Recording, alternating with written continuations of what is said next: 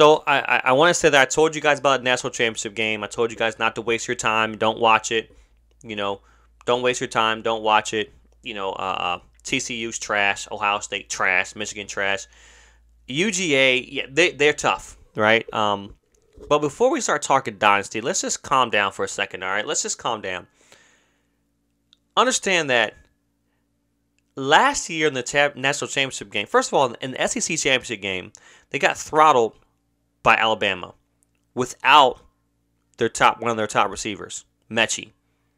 And then the championship game, not only did they not have their two top receivers, but Alabama took them deep in the fourth without Mechie and without Williams. Listen, you say injuries or whatever, it's a completely different game if Jameson Williams and Mechie are there playing. So they have not dethroned Alabama. Let's just put that. They won back-to-back years. Great. The last year they won with the handicapped Alabama team, and then this year they were so happy that they did not put Alabama in the college football playoff, because we would have easily saw a UGA Alabama, and I guarantee that Alabama wouldn't have lost.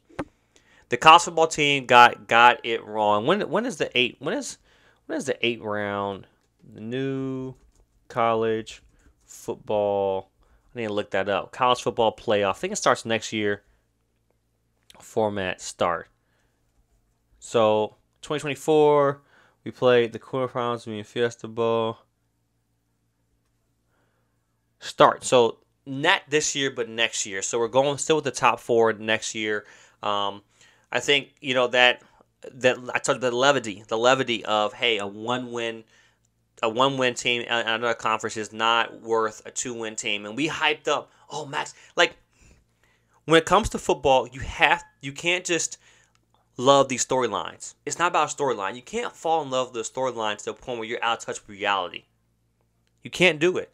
And it's not about the storyline. It's mainly about, hey, what is happening? What am I looking at here? What is occurring? Alabama, right? Believe me, now the biggest asterisk they have next year is Jordan Milroe. He's got to learn. He's got to become a passer fast, because if he can't pass the ball, then it's going to be a problem for Alabama. He's got to be a better passer, plain and simple. But Georgia did not dethrone Alabama, right? They didn't throw that up. Now they have a good pipeline going on, right? We look at Clemson. Had a couple of years they had a good pipeline. Look at how many dynasties, right? Nick Saban has been through. The Ohio State dynasty, the LSU dynasty, or just teams. But who was always at the top there, right? My friend Chris Wally said this as well too. Once Nick Saban's gone, that's Alabama. I believe that 110%. But Nick Saban still has the juice. He's still coaching. So let's calm down before we say Georgia's a dynasty, right? But I really feel that we're going to see a lot about who Georgia is next year, and they're starting to reload like Alabama, but I expect a similar fall off with Georgia, much like Clemson. I think that teams are going to play Georgia tougher this year. I think that they had a good recruiting class that's coming out. So we'll see what happens to Georgia next year. Before we call it dynasty, let's just calm down. Alabama's been through many so-called dynasties, right?